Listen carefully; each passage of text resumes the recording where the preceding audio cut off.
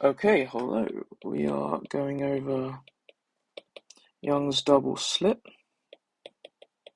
the derivation of lambda over A equals x over d, and seeing where that comes from. We'll also see n lambda equals d sine theta. And the purpose of this is, well, one, to give you a better understanding of how all these things relate, and two, I guess an insight into how someone like goes about doing the theory of this and comes up with something like this equation that's so widely used, right? It's a useful thing to kind of see happen. So if I'll just draw the initial setup here. Right, so I have my light rays. I have, oh, that's not the right color. I have my distances. Let me hope that yes. This distance, and then this distance. I have x. I think that's the right. No, it has to go a bit further.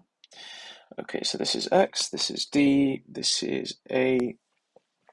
Okay, and this is the first order wave, first order maximum. I'm going to draw a few lines for reference here. Okay, and let's start by proving all of this. So the way you start is by not making any initial assumptions, okay? So let's just label some, basically you do that by labeling everything separately and then working it all out. So I'll start with this big angle between the two dashed blue lines, and that's theta 2. The other thing I need to note here, sorry, I should have mentioned this, is, what color should I do it in? This color here. So I'm trying to draw an isosceles triangle, and the reason for that is that I want the point where these two bits have traveled the same distance, because once they have, then I know that this little bit here is equal to one wavelength, because this, by definition, the first order maximum is when one wavelength has traveled an extra wavelength compared to the other. Okay,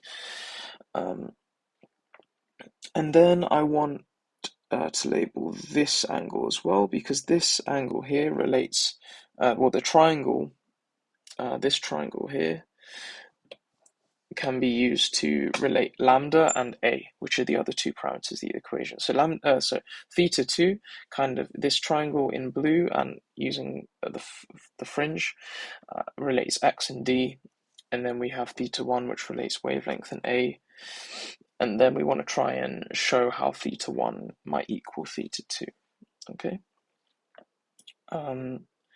Right, so again, we continue labeling things. So I'm going to call this gamma, I'm going to call this delta, and this beta.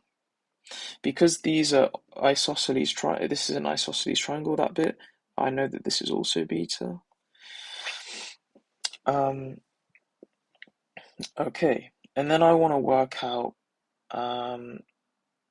this angle here as well between that whole thing, and I've run out of symbols. I don't know. I'll just call that mu. Honestly, doesn't matter what you're calling them. Okay, so let's start with theta 2. That's the easiest one to begin with. So theta 2, this is a nice right angled triangle. So if I take the tan of theta 2, I get x over d. And this is a very crucial part of this whole process.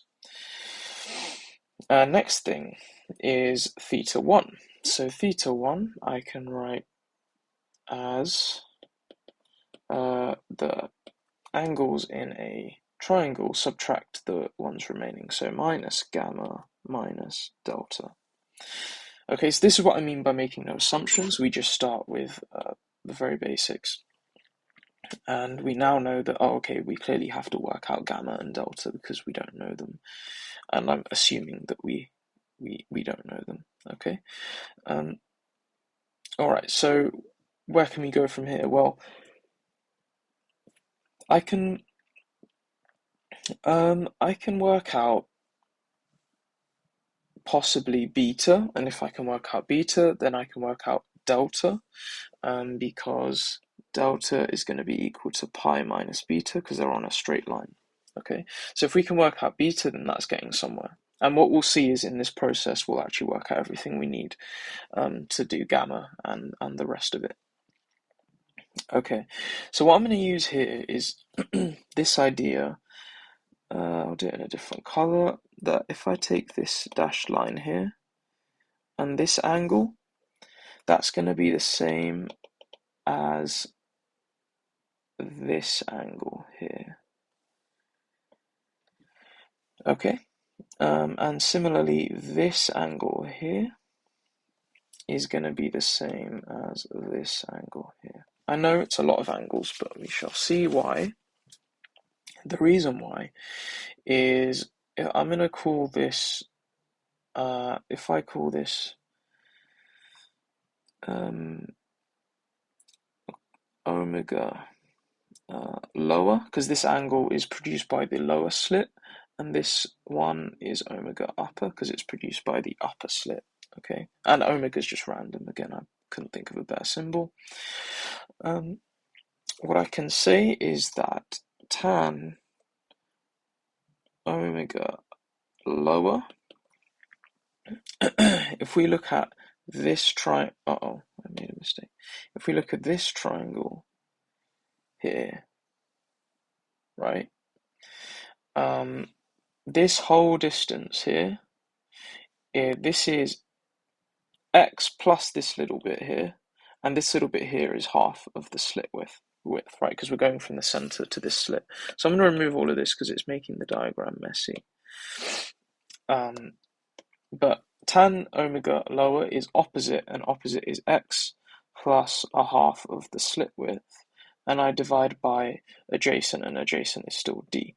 And I'll do that with both of them. So with upper, it's x minus half the slit width divided by d. Okay, and the reason I'm defining these two is because mu is going to be equal to omega lower minus omega upper, right? So it's the difference, which is this section here. Okay, so I've got that so far, and again, see, everything's very abstract right now, but that's okay. Right, so I know that we've got here that delta is pi minus beta. What I can also write down is that, should I go back to white? I'll go back to white. I've got this, which is useful, and I also know that pi is equal to 2 beta plus mu. Okay, so these are the angles in that isosceles triangle add up to pi, so that's 2 lots of beta and mu. And this is how we can relate everything to beta. So now I'll do it a bit lower. We have beta equals pi minus mu all over 2. And this is pi minus 2 minus a half mu, which is a half omega lower plus a half omega upper. Okay, I think that's correct. Pi minus mu. Yeah, that looks good to me. Okay, so we need to remember this equation as well. So we have beta is equal to a half pi minus omega lower plus omega upper. Okay, Awesome. Right, so the next thing we've got, and the reason why I'm not saying omega lower and upper in their full forms is because I'd have to write, so I'll do it here, omega lower is equal to arctan x plus a half a over d, and it's really long to write out, and we notice that it's the same thing, and these two terms come up a lot, so it's easier to just write it as the symbol that I've assigned it rather than the full thing. But we'll put in the full thing whenever we need to. Okay, but for the time being, if we go back to this equation here, what have I done? I've I've worked out beta, which means I can figure out delta. Okay. So let's work on that. So theta 1 is equal to pi minus gamma minus delta. But delta was pi minus beta. And so this is pi minus gamma minus pi minus beta. This is pi minus gamma plus pi, minus pi plus beta. And so this is beta minus gamma. Okay, so we're getting somewhere now, right?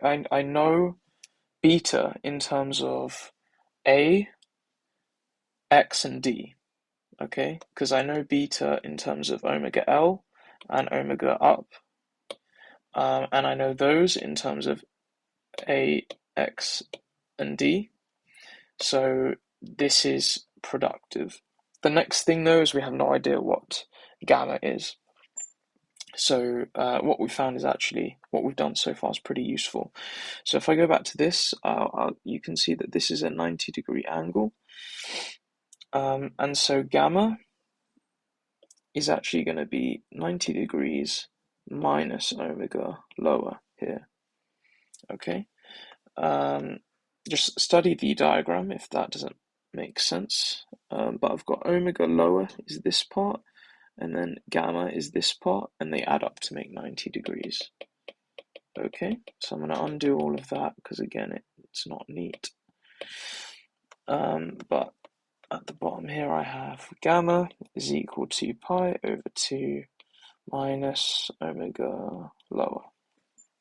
So now we put all of this together, and theta 1 is equal to beta, and for beta we had pi over 2 minus omega L over 2 plus omega upper over 2. That's from this equation here. So that's beta, and then we have to subtract gamma, and that's this. So that's minus pi over 2 plus omega L. And the pi over 2's cancel. Omega L minus a half omega L gives me omega L over 2. And we have plus omega U over 2. And now finally, putting all this into our form with x, a, and d, I have theta 1 equals a half, open fancy brackets, 10 to the minus 1, x plus a half a over d, plus 10 to the minus 1, x minus a half a over d. Alright, so now we actually have something useful. It looks complicated, but it's at least correct, okay? And theta 2 is, we remember this. Alright, so this is where we're going to get somewhere, because we now take the assumption, right? This is crucial, because so far everything we've done has been, general, okay? It works all the time. Now we make the assumption that A is much smaller than X. right? So now assuming the diffraction grating is much smaller than the fringe width, which is normally the case. And in that case, we can go back to the equation for theta 1 and say that, well, x plus a half a over d is then a plus or minus, really, is approximately x over d, right? Because adding that half a to x doesn't make a difference if a is much smaller than x. So then in our equation for theta 1, we have that it's a half 10 to the minus 1 x over d. I should say this is approximate plus 10 to the minus 1 x over d. And this is quite elegant now because this is equal to tan to the minus 1 x over d, which is theta 2. So what can we say? Theta 1 is equal to theta 2, or at least is approximately equal to theta 2 if a is much smaller than x. Okay, that's all important. All right, so now what can we say? Let's go back to our original thing. Okay. Now the next thing, let's it's not obvious why I'm doing this at the start. Well, what would be nice is if this triangle here, if this triangle were a right angled triangle. If that were the case, then it would make maths much nicer. And so let's have a deeper look at delta here. Because if that is a right angled triangle, then I can come up with a very solid, easy expression in terms of theta 1, lambda, and a. So earlier we said that delta was, here it is, pi minus beta, okay? So delta equals pi minus beta,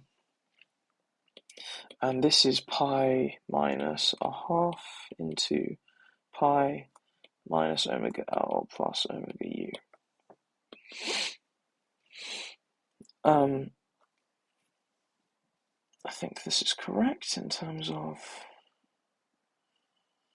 is that what beta was? A half into pi minus omega L plus omega, yeah. Okay, so this gives me pi over 2 plus omega L minus omega U. Okay, and this is pi over 2 plus 10 to the minus 1 x plus a over 2 over d minus 10 to the minus 1 x minus a over 2 over d. Now, in our assumption, again, so in the assumption that a is much smaller than x, delta then is approximately equal to pi over 2. Because, well, I'll do one more step. Pi over 2 plus 10 to the minus 1 x over d minus 10 to the minus 1 x over d. And so these two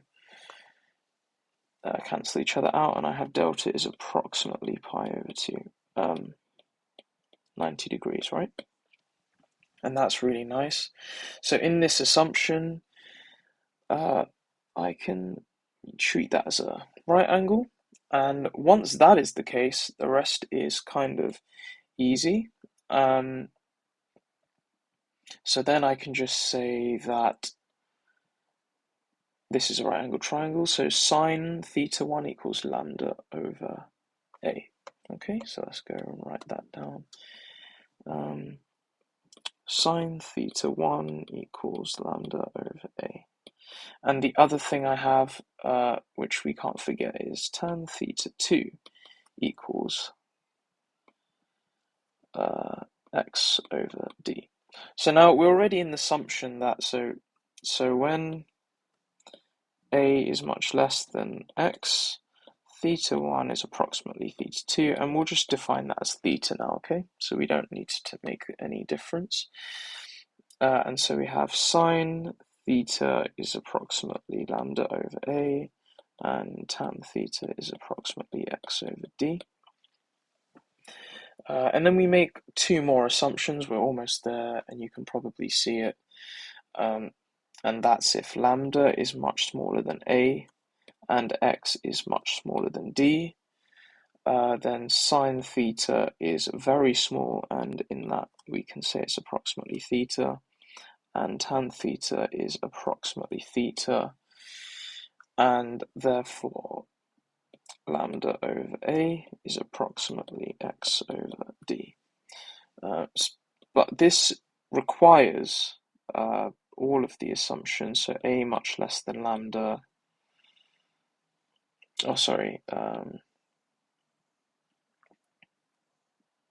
A much less than x, lambda much less than A, and x much less than d.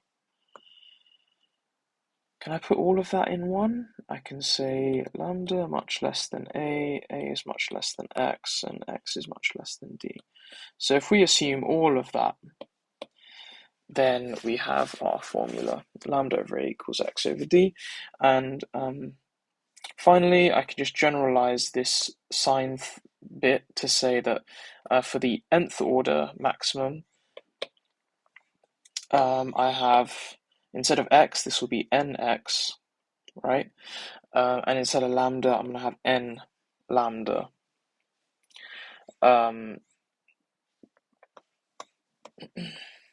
And so I also have the equation, or if I have sine theta equals lambda over A, lambda equals A sine theta, or d sine theta, whatever you use for the slit separation.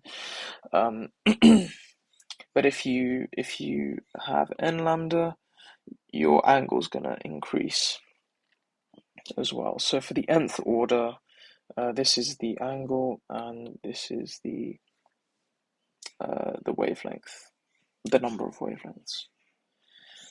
So that gives us that formula as well. So this covers all of it. It's important to remember the assumptions we make, but also just the process of derivation, right? Understanding that we can't assume anything. We start off with everything being very generic, and then if we're so lucky that we can make assumptions and those help us and the maths becomes simpler, then that's what we do. Hope it made sense. If you have any questions at all, just reach out to me.